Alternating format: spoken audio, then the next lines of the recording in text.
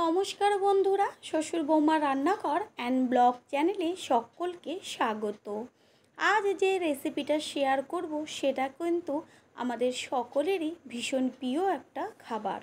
দুপুরে খাবার পাতে যদি এরকম গরম গরম ফুলকপি আলু দিয়ে মাছের ঝোল পাওয়া যায় তাহলে কিন্তু সকলেরই খাওয়াটা জমে যাবে। তাহলে রেসিপিটি কি করে করব সেটাই দেখে নেওয়া যাক। আজ আমি আমার কিছু ভালো মুহূর্তের কথা রান্না করতে করতে শেয়ার করব। প্রথমে কাতলা মাছগুলোকে ভালো করে জল দিয়ে ধুয়ে নিয়েছি। এইবার মাছগুলোর গায়ে লবণ ও হলুদ ভালো করে মাখিয়ে নেব। আমার সকল পুরনো ও নতুন বন্ধুদের অনেক অনেক ভালোবাসা। আমি তো প্রথমেই বলেছি আজ আমি আমার কিছু ভালো মুহূর্তের কথা শেয়ার করব, যেটা নাকি না বললেই হবে না। ওয়াইটির সকল বন্ধুদের ভালোবাসা ও সাপোর্টে আমরা একটা একটা করে ধাপ পার হয়ে যাচ্ছি। ওয়াইটির সব দিদি দাদা বোন ভাইদের এতটা ভালোবাসা পাবো যেটা নাকি আমি কল্পনাই করতে পারিনি। তোমাদের মনে আমার প্রতি যে ভালোবাসা ও বিশ্বাস আছে সেটা যে আমার কাছে কতটা পাওয়া, সেই অনুভূতিটা হয়তো তোমাদের বুঝিয়ে বলতে পারবো না। মাছগুলোর এক পিঠ ভাজা হয়ে গেছে, এবার অন্য পিঠটা উল্টে দিতে হবে ওপরের পিঠটা হবার জন্য। এইভাবে মাছগুলোকে এপিঠ ওপিঠ করে ভেজে নেব। শুধুমাত্র তোমাদের সকলের ভালোবাসা ও সাপোর্টে আমাদের চ্যানেলটা মনিটাইজেশন হয়েছে। তারপর আমরা অ্যাবসেন্ট পিন পেলাম। এবার আরও একটা স্বপ্ন পূরণ হলো যে $100 কমপ্লিট হয়ে গেছে, যেটা নাকি সবটাই তোমাদের জন্যই সম্ভব হলো। মাছগুলো ভেজে নেওয়ার পরে বেঁচে থাকা তেলের মধ্যেই দিয়ে দেওয়া হলো হলুদ। গ্যাসের ফ্লেম লোতে রেখে এবার কফিগুলোকে ভেজে নেব। কফিগুলোকে লাল লাল করে ভাজতে হবে। এইভাবেই সবসময় তোমরা আমায় ভালোবেসো ও পাশে থেকো।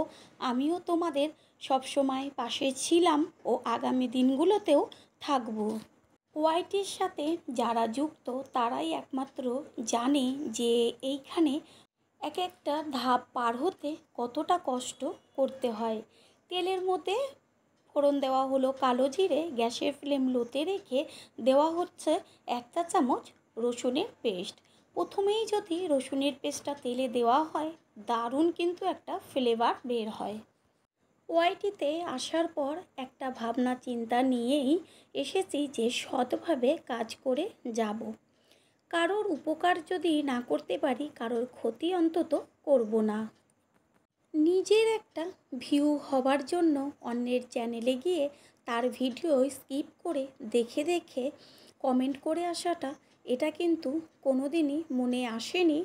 আর যতদিন ওয়াইটিতে কাজ করে যাব এই ধারণাও কিন্তু কোনো দিন আসবে না।